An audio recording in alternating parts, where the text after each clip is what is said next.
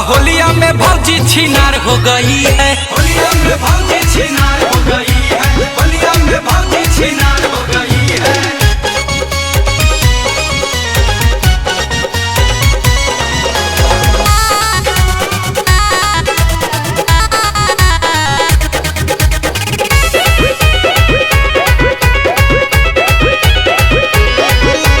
रंग डलवाने की बड़ी शौकीन है,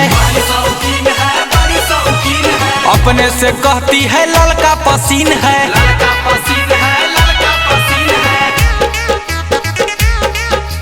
रंग डलवाने की बड़ी शौकीन है, अपने से कहती है ललका पसीन है।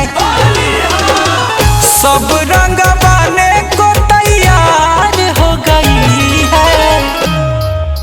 होलिया में भौजी छिनार हो गई है। होलिया में भौजी छिनार हो गई है। होलिया में भौजी छिनार हो गई है।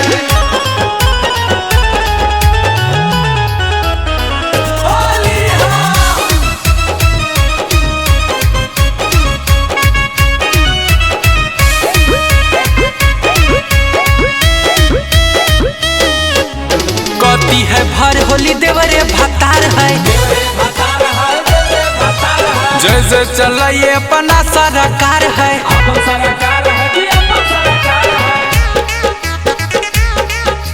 कहती है भर होली देवरे भतार है, जैसे चलाइए अपना सरकार है। देवराया मन गुंजन